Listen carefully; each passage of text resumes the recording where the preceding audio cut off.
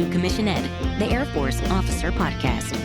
Here we explore the training and development of America's leaders in the application of air power and the profession of arms. The views expressed are those of the hosts and do not reflect the official policy or position of the United States Air Force, Department of Defense, or the U.S. government. The mention of companies by name is solely for the purpose of discussion and should not be implied as endorsement.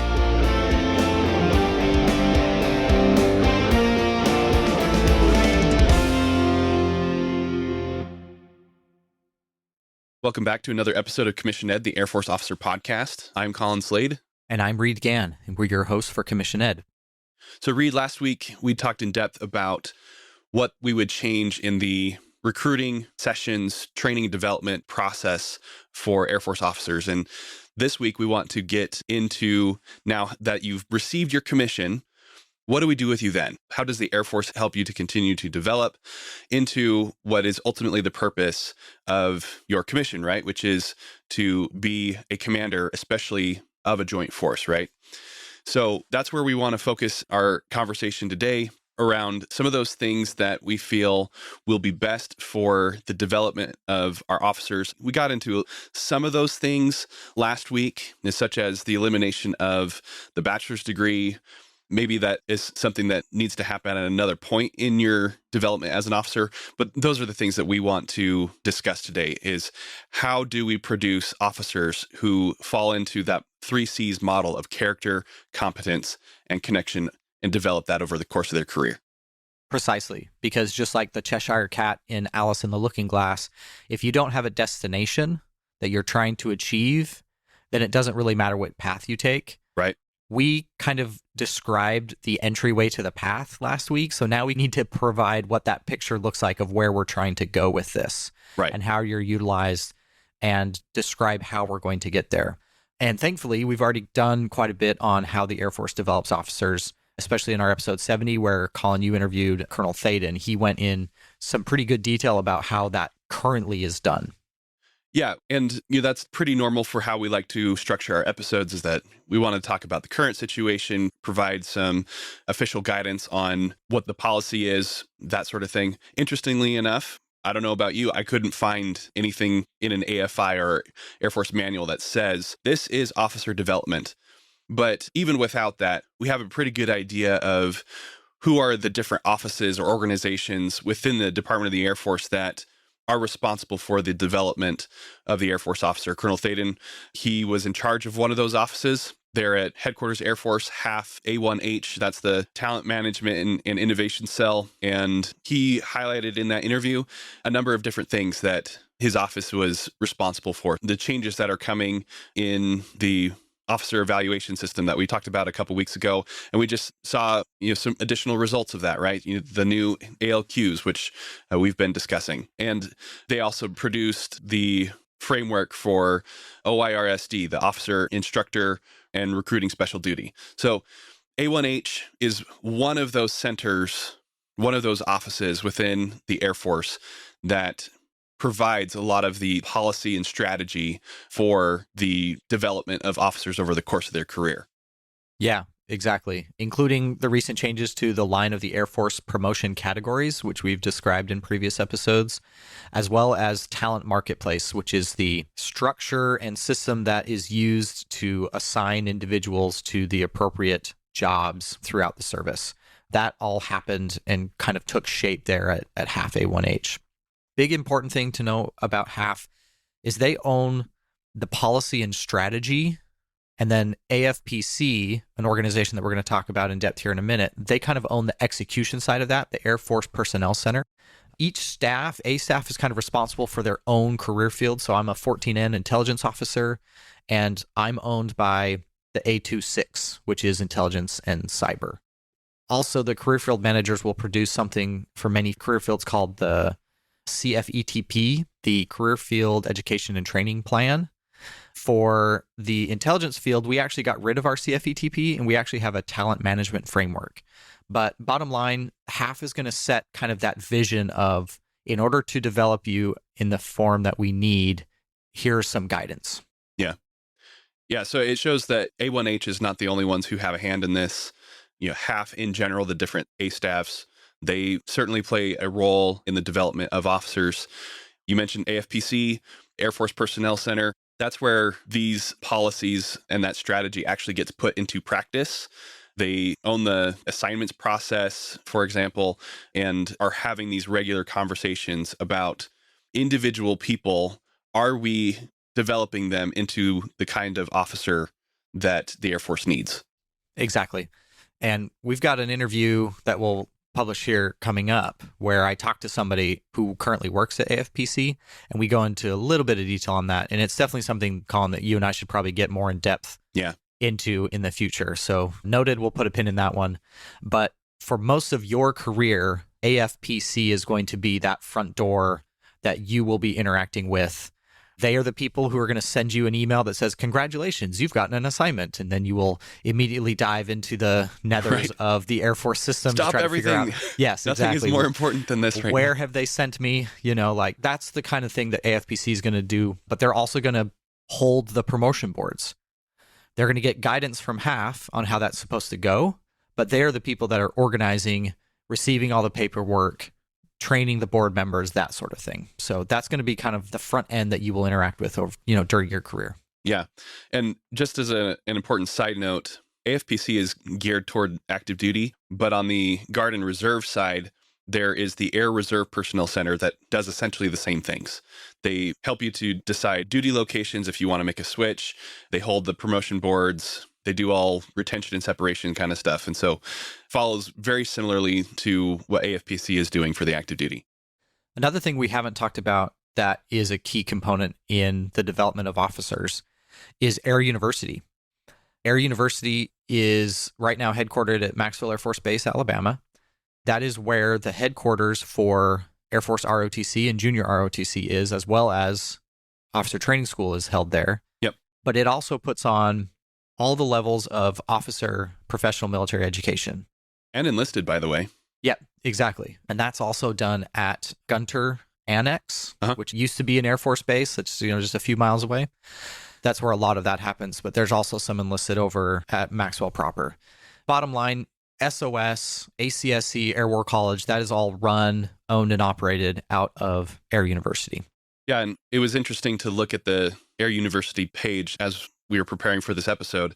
I mean, I kind of knew this in the back of my mind, but here now it's at the forefront that officer development isn't just those three schools or colleges. It's not just SOS, ACSC, and Air War College, but there's some other things that go into the development of the officer and some other opportunities that we can pursue over the course of a career, such as spending some time at the LeMay Center for Doctrine and Development and Education, the School for Advanced Air and Space Studies, being an Air Force Fellow, and maybe even working at the PACE, which is the Profession of Arms Center of Excellence.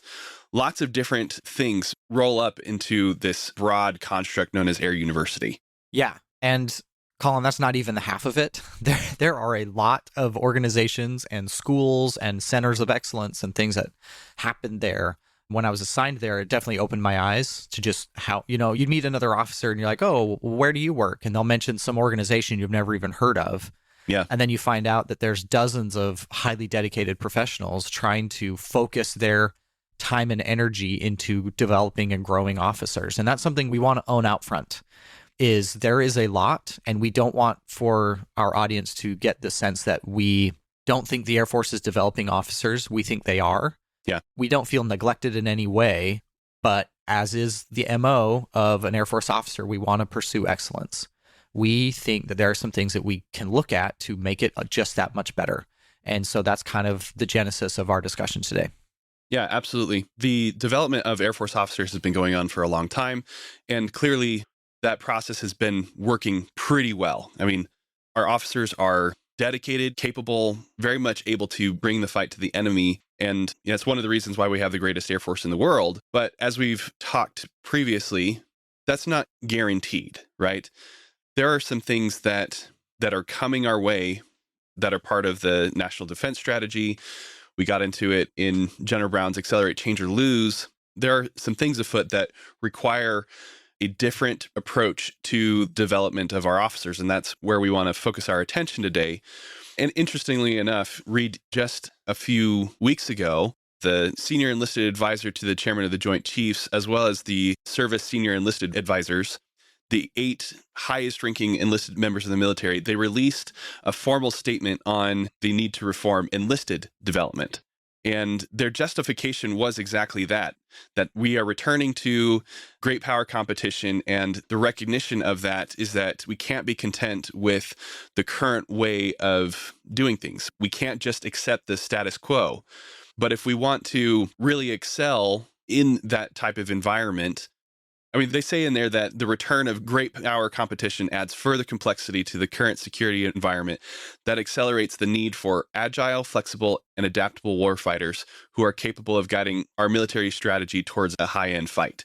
Again, Reed, that sounds very much like what we discussed previously when we reviewed General Brown's Accelerate, Change, or Lose paper. Yes. And as a result, we think that this is something that our audience should be paying attention to. Yes, we recognize that many of you are officers or prospective officers and are not thinking in depth about enlisted PME.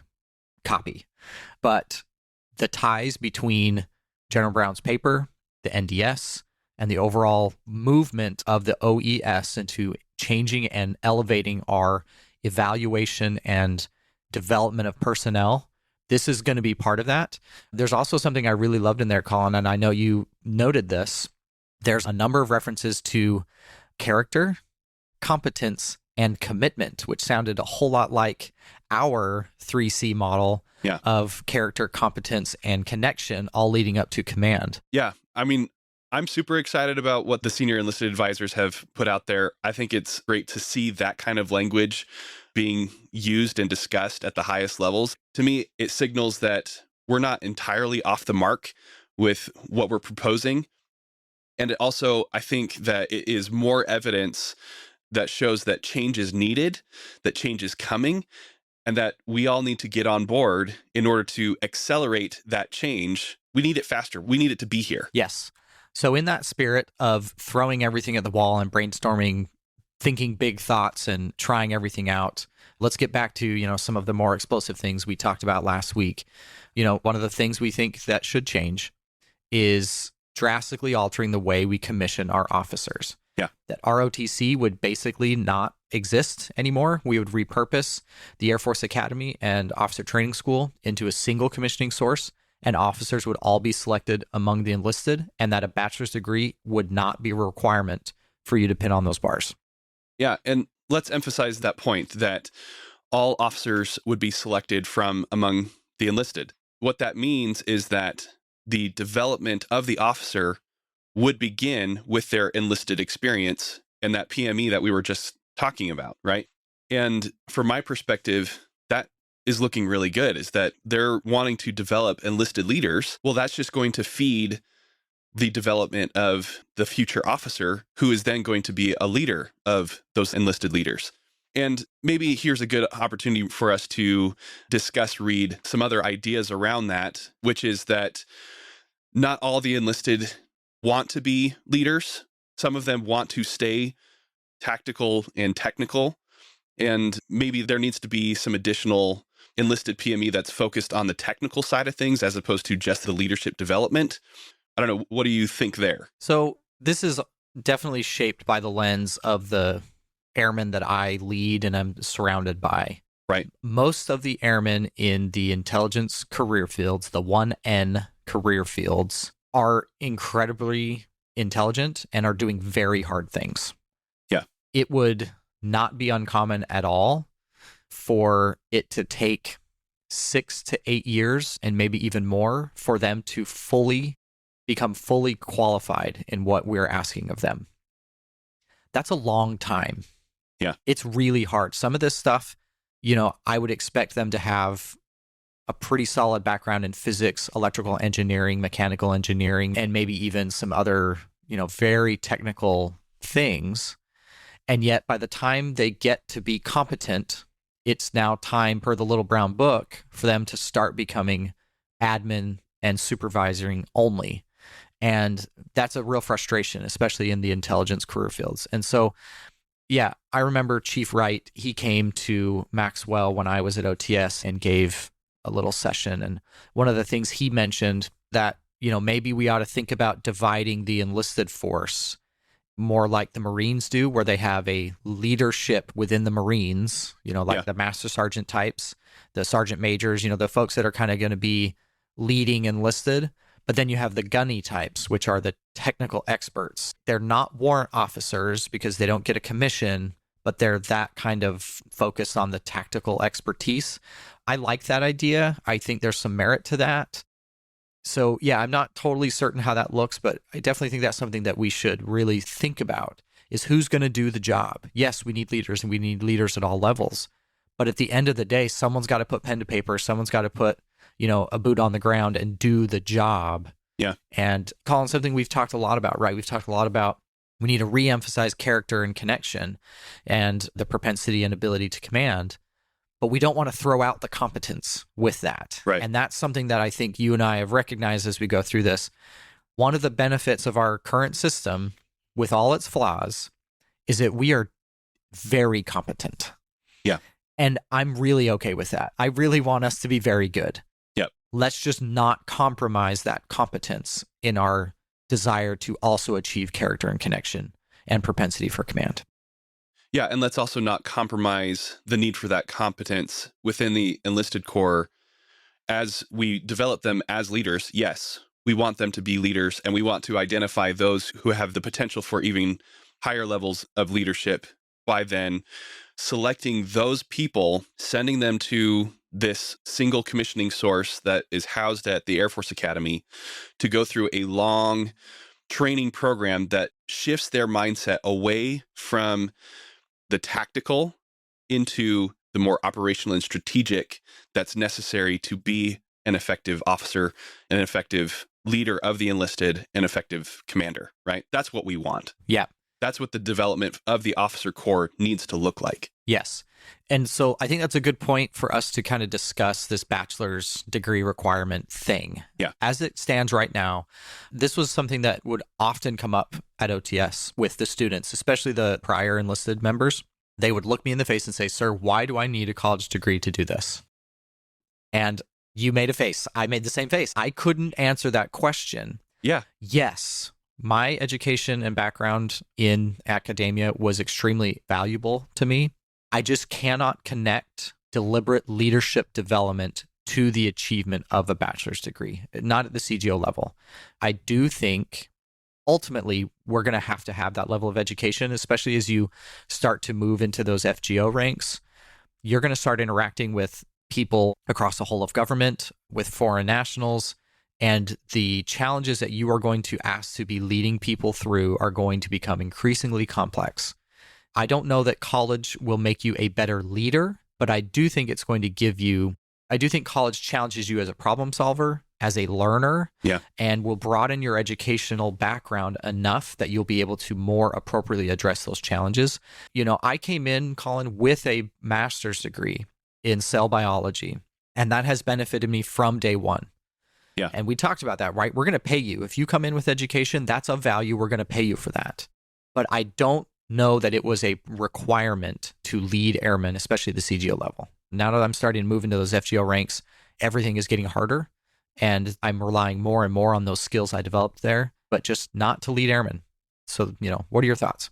Yeah, no, you're exactly right that the purpose of getting a bachelor's degree is not so that you can be a leader among leaders.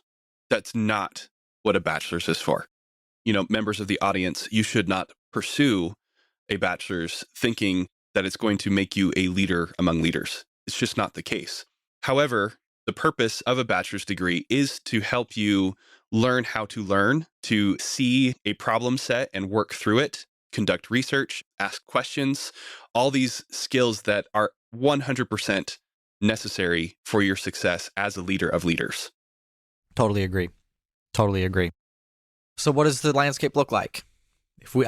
Getting rid of ROTC, changing OTS, not making an academy education, what does it look like?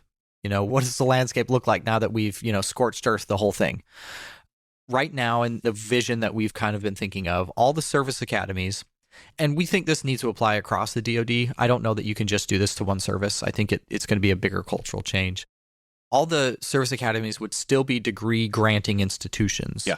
That's important because education is still going to matter. Yeah. We're going to need an accredited vehicle to verify curriculum, to give college credit for education and training and things of that nature. So we have to have some structure that is recognized and able to give degrees, but that's kind of what it's going to be. It's going to be that overall structural body. And maybe there is some way that, we send people for 2 years to finish their degree and they get it from the Air Force Academy. We're open to those ideas, but that's not as important as what those service academies become. They become the spiritual home of training and education for their officer corps. So OTS would move there, as would, the primary developmental education, intermediate developmental education, and senior developmental education. All of those would be moved to this core center of the intellectual and educational and training development for their officers. Yeah, and that's not too far off from at least how the Air Force operates right now. Air University is, as it currently stands, the spiritual home for officer development. We just highlighted all the things that happen there, but we are proposing that would happen at the Air Force Academy. And we've highlighted why we think it should be there over Maxwell. And so the entirety of officer development on the PME side of things would happen there. You have already gone through basic military training at Lackland or wherever you needed to complete that. You have served for at least 18 months as an enlisted airman, learning your trade, getting good at your job, showing that you have the ability and demonstrating your competence, as well as your character and connection with other people. But then you get selected, you're identified as someone of potential by the command structure, sent to the Air Force Academy to go through a long commissioning preparation program, at least 6 months, mandatory in residence, and that then prepares you to receive your commission. But that's not the only time that you spend there. Exactly. Eventually you come back, just like you do right now, you go back to Maxwell again to go to SOS or whatever your primary developmental education is going to be. And we think that should be a long course as well. Exactly. Yep. And that idea of coming back regularly to the spiritual home of all development, education, and training for officers will have the effect, at least our intended effect, of creating that spiritual home. You will begin to identify with the people, with the ideas, with the place, and all those things provide tradition. They provide connection. They provide a sense of becoming part of this tribe. And that's a really important aspect of all this. And we think that having things be longer than just a few weeks, here and there, spent in PME, ACSC and Air War College are much longer than SOS, but each one of those is the opportunity for you to truly reconnect with your character as an Air Force officer, to connect with other people, build your connection that way, and increase your competence as an officer, as a leader of leaders, as a leader of the enlisted corps. Yeah, because right now, and let's just own it, Colin, SOS is seen as a distraction. Yep. It is seen as, garbage. I can't do my job. I have to go to this crappy training at Maxwell for 5 to 6 weeks. It's viewed as a vacation for those that are, I remember at the time when I went to SOS, I was on night shift in Hawaii. So I was really excited to stop being a shift worker and take a few minutes and kind of focus on myself and my own development. But for too many officers who attend SOS right now, it is seen as a distraction from their mission. And Colin, we've talked about how we can change that by, our mentality and never leaving a room where people talk like that and saying, hey, that's on us. Yeah, Reed, don't talk like that. But I'm observing the state of being right now. Yeah. And I think if you make it mandatory in residence, 6 months, you won't pin on O3 until you go to this course, I think it would change people's tone. I think it would change the way people think about this course. Additionally, right now in our proposal, not all of these people are going to have bachelor's degrees. So we Right. would make this 6 months worth their time and go towards college credit. If we actually cared about education, let's show how much we care. Yeah. That's kind of the way we're thinking about this. And similar things apply to ACSC and Air War College. They're a year long now in residence, but the correspondence courses are not. I was able to accomplish the correspondence course ACSC in less than 5 months. I'm not sure I'm a fan of that. Yes, it was nice to be able to knock it out quickly, but I also didn't feel that it was a serious educational experience. It was just another box that you had to check. It was. And frankly, if I want to go in residence, I have to complete the correspondence course ahead of time anyway, which is absurd. If you do one, it should count. Yep. And it should be enough. And the one way we could do that is by making all of the courses facilitated. What does that mean? Right now, ACSC and Air War College by correspondence are a mix of teacher-led facilitated courses where there's a strict timeline, specific deadlines, you have to log in at certain times, that sort of thing. And then a self-paced course.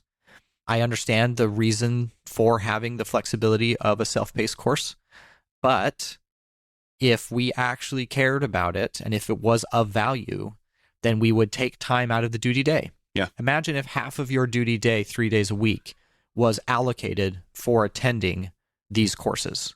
Then maybe it would demonstrate value, right? Yeah, I mean, you wouldn't be doing this PME by correspondence all the time, but there would be specific points in time over the course of your development as an officer where that is the expectation, that you will spend official duty time working on your PDE, on your IDE, on your SDE for your O3, your O5, your O6 selection, and you would have to have those done in order to be selected for promotion. Yeah, it makes sense to me that we should not only award college credit, but we should make it part of your official duty to attain that level of development in order to receive the promotion that allows you to continue to grow and develop your ability to serve as an officer, increase your competence, connection, character, and your propensity for command. Yeah, because right now, unfortunately, they're just seen as things you have to accomplish, and it doesn't feel like we actually value those experiences because it's on your own time, it's at your own pace, but you better have it done before your O5 board. That's kind of how it feels. And only the select few, the blessed, lucky, who get to go in residence, 15%, maybe less. Yeah. So if it matters, show me it matters by measuring, right? Remember, Colin, we measure what we care about, and what we care about ends up getting measured. And I think we could do that with, part of our OES and part of this developmental plan in general. Yeah. And so this, again, goes back to the conversation around the bachelor's degree. That's kind of what initiated all this. It also includes the master's degree.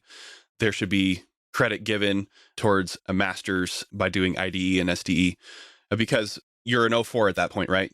And it's required for you to have a bachelor's in order to be an O4. Yeah.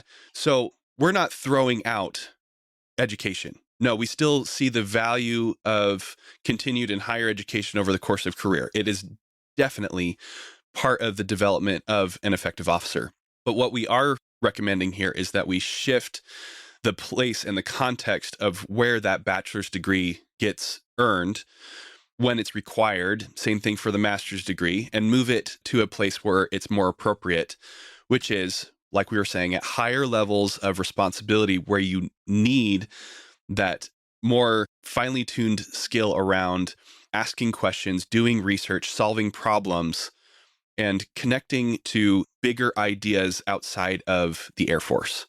Yeah, I'm trying to get away from the online only MBA that somebody did, on nights and weekends just so that they can get ahead.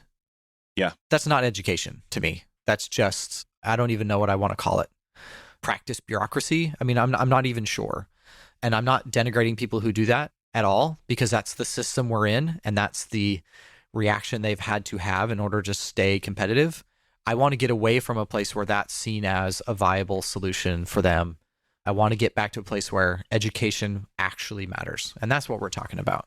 And Colin, part of that is we have proposed getting away from this idea that there are only certain things officers do when it comes to career fields, and removing those restrictions. And so why don't we, talk a little bit more about that? What are your thoughts? Yeah, I mean, you said at the time when introducing this idea that we need to focus on officers having only like one track. There's no more debate around, are officers leaders or are they technicians or tacticians? Are we focused on the leadership side or are we focused on your career field? And you suggested that there should be no debate. There's only one track, which is command, which is leadership, right? And so removing that restriction enables for officers then to focus on that one command track. And let's remember that what we're trying to do here is the ultimate purpose of the commission is to become that commander, especially at the joint force level. And so I want to bring up here, again, that the document that the Service Senior Enlisted Advisors put out. They want the enlisted to be leaders too. And I agree with that. I think that they should be leaders. But as we discussed, they also need to be focused on the technical aspects of carrying out the Air Force mission. But in their document, even when they're talking all about leadership, never once did they make any mention of the enlisted taking command, right? Absolutely, we want our enlisted to have the high moral and ethical character, the extreme competence that is required by their profession, and the ability to connect deeply with the people around them. Through this, they earn our trust just like we earn their trust. That is what eventually leads to special trust and confidence of the commission, right? We want our enlisted to be able to lead like that among airmen of all types and ranks, even at the highest levels of joint or multinational forces, right? We want our enlisted to be able to do that, but never, under any circumstance, should the enlisted be given the authority of command. It is not their responsibility. That belongs solely to the commissioned officer who has the actual special trust and confidence of that commission and has been deliberately developed for command. And so that then is the question. How do we do that? How do we develop that? And unfortunately, Colin, we are two non-commanders, right? We have been flight commanders, which I do feel was a very valuable experience. Yeah, as you and I have developed, but that's it. That's as far as we've gotten. Yeah, here we are 10 years into our service as officers, and you and I have never been commanders where we've held G-series orders, been responsible for NJP, non-judicial punishment, and the things that kind of belong to the responsibility of command. And if we learned anything, Colin, during our time as flight commanders in sessions trainings, it was how important reps are to getting good at that. Yeah. There are still things that are just so hard, like giving feedback to that middle of the road, cadet who's not great, but they're not bad. They're just fine. And they want to develop into being great. They want to stay out of the not good category. That's still hard. And I did it a lot. Yeah. Then I look at some of my peers who have been flight commanders once, or maybe not at all. They are asking me these questions. How do you do that? I'm like, well, it's really hard. But I've at least had some reps. I've at least seen that. And this idea is not new, right? The whole idea of Top Gun, a fighter weapons school, is exposing people to pressures and situations so that when they're in it for realsies, they don't die. It's the same thing with command. You need reps. And so that's one thing that we think we need to do is kind of push some of these responsibilities on folks a little bit earlier, a little bit sooner. And if the entire structure is focused on only developing command, yes, you need some competence at some skills in order to lead effectively. But if it's all around that idea of being a commander, we think you're going to get some more reps sooner, which will help develop you into a better leader. So some more things, right? How does PME develop us into that place? You have to study your profession around the idea of being a commander. Again, character, competence, and connection. Character. Let's really dig into that. Let's ask ourselves hard questions. Let's, do right now, like the DISCA studies and the, ENTJ, what right. are the, these character profiles. Myers-Briggs kind of stuff. Yeah, we do that. but for an hour and a half on one random Tuesday. What if you actually read some books about that? Let's get your Myers-Briggs tetragram and see who you are. And then let's assign you some biographical novels of people who fall into those things. Let's really dig into this type of thing. Competence. Yes, I need you to be competent at a skill. You need to be able to connect to the people you're leading, so you need to be able to understand what they're doing. Let's dig into that. The Army right now, they have a captain's course for all of their O3s. It's 6 months long, and it's like this combined technical career field focused, but also leadership studies thing. It's 6 months, everybody goes in residence. That's what we're talking about. We're talking about something at that level.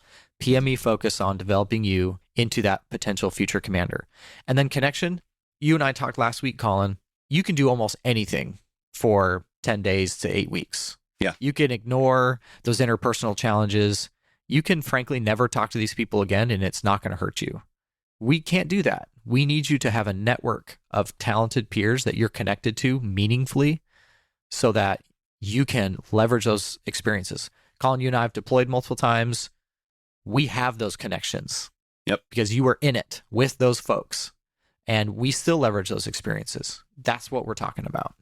Yeah. And let's be honest, I was able to develop some of those relationships at SOS because of the people that I was surrounded by. Many of them had the mentality that going in that you described, that this is a distraction. It's keeping me from developing the skills necessary to be a competent leader and that kind of thing. But at the same time, they were open and honest about it. They engaged in the intellectual study and debate around officership, and they were willing to share what it was that they were doing in their career field. They were interested in learning about what others were doing in theirs. And so through that, we not only all increased our character and our competence, but our connection as officers. So it is possible, but what we're proposing is that PME across the course of a career, that it does that in a more concentrated and longer time frame so that we can get that much more benefit out of it.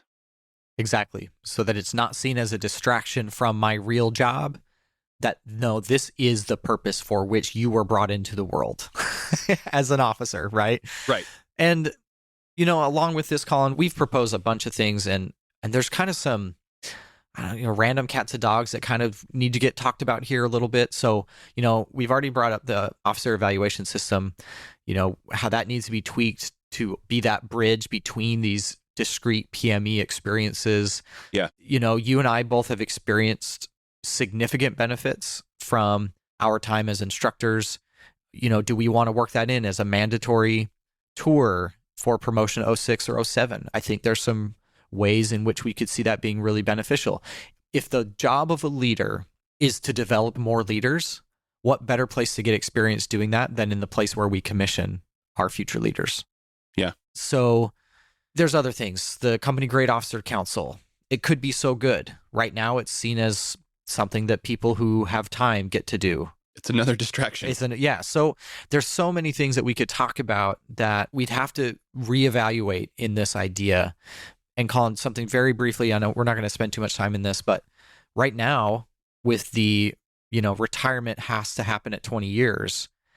I think with blended retirement system coming in and this idea of more flexibility, people not staying in as long potentially, I think the Air Force in 10 years is going to be very different than it is now. And I think there'll be more propensity for people to, once they recognize they're not on a command track, to take their talents and go somewhere else. And so all of this stuff is leading to, there's some real gray fuzziness here in our plan as well. And we recognize some weaknesses there. So audience, we want to hear from you. What are some things that you think, big thoughts, big ideas, what could officer development look like? Colin, we've talked about, hey, maybe you spend 3 years as a second lieutenant, 3 years as a first lieutenant, so that you don't spend so long as a captain. And that increases the value, the perceived value and talent, skills, and abilities of a second lieutenant and a first lieutenant. Because right now, you're not even a real person until you're a captain. I mean, who are we kidding, right? So, yeah, so much we could talk about there. And I know, we've been going on for a little bit. Colin, before we go too much further, we need to talk about this idea that folks are going to be transitioning out. Because like I mentioned, with getting rid of the 20-year retirement requirement and the new blended retirement system, people are going to leave sooner. And so we aren't doing a good job talking about that now. So what does that have to look like in the future, where we start talking about transition more often? Yeah. So this is the thing that I wanted to make sure we touched on as we discuss the process and overall arc of officer development. Yes, the purpose of officer development is to produce commanders, especially at the joint force level. And that has to come through repetition. You have to get the exposure to command through PME and through the officer evaluation system and actually being a commander. You need to do that. But to your point, the reality is that not everybody is going to be a joint force commander. And that's okay, right?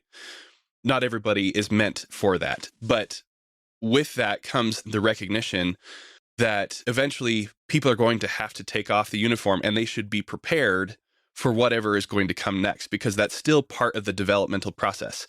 You know what?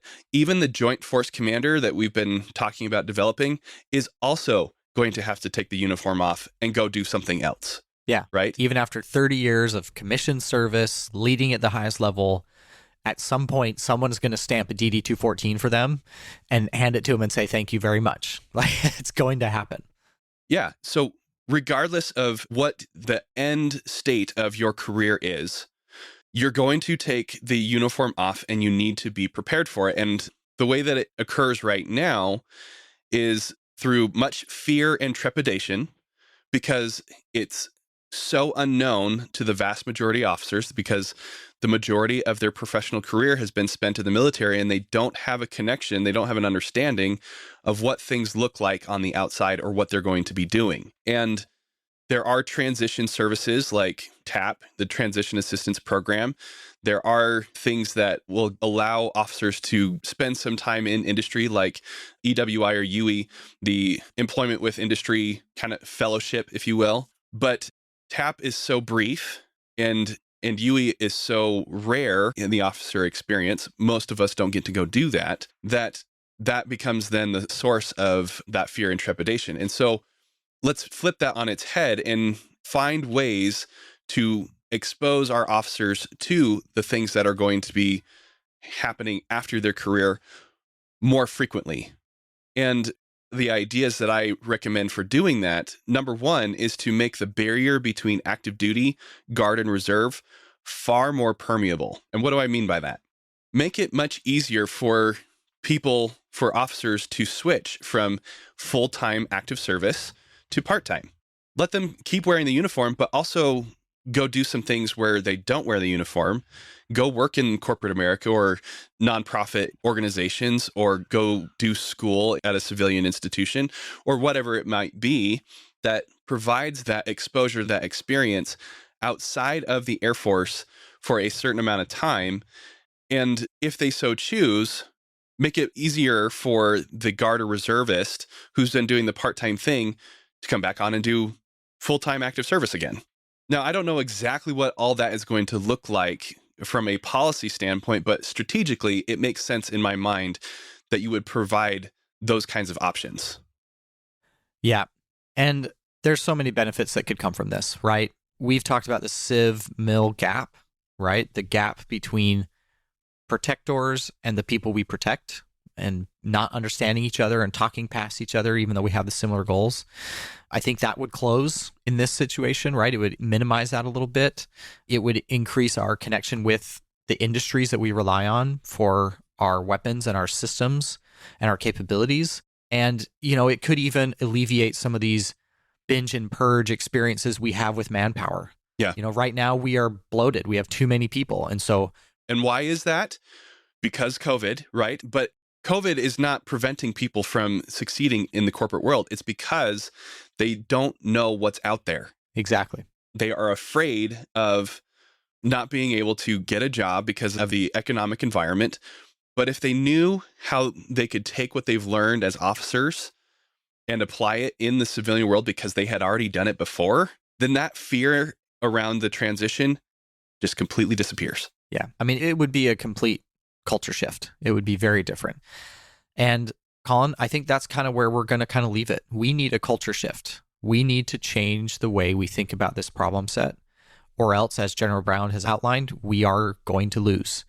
And so those are some of the myriad of ideas Colin, you and I have shared over, drinks and texts and conversations over the years. We would love to hear what you guys think. What are some of the thoughts that you are having? What are the things that you and your peers are discussing that would completely revamp the way we think about this problem? Because Colin, you and I do not have this right. we do not have this figured out. And this is just our thoughts and perspectives, but we want to hear from you. We love listening to you, our audience, and your interactions with us. Thank you for the emails, for the messages on Instagram and Facebook and all the other places that you interact with us. We really appreciate that. And before we wrap it up, Colin, you want to give us a little forecast of an episode we have coming up? Yeah, when we set out to do this series, we had thought that we were going to end it right there, that we had talked about everything that we needed to with respect to what it means to be an officer, how they should be evaluated, the recruiting, accessions process, the development. We thought that that was going to be it. However, very recently, I did an interview with a close friend of mine, colleague, Captain Jordan Woods, who I worked with in Air Force ROTC at Detachment 855. And through that interview, it became clear to me that his experience encapsulates everything that we have discussed over the last month or so, to include that special trust and confidence that comes from character, competence, connection, the very high potential for command and success in an Air Force career, but also preparation for the transition.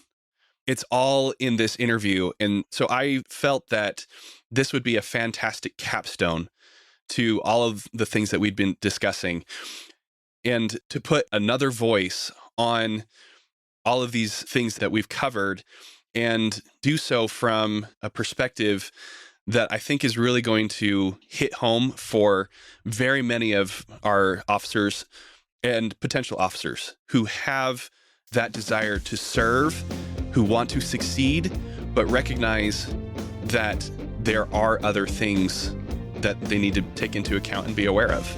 So super excited to bring this interview to all of you, and that will be the conclusion of this series on officership, how to develop it, and it will conclude this series on what it means to be an officer. Yeah, and we really appreciate all of you indulging Colin and I on our tirades. This has been really fun for us, but we also recognize that a lot of you are here to hear from other people as well, and we will have a bunch more interviews coming up in the next few weeks. So with that will conclude this week's episode of Commission Net.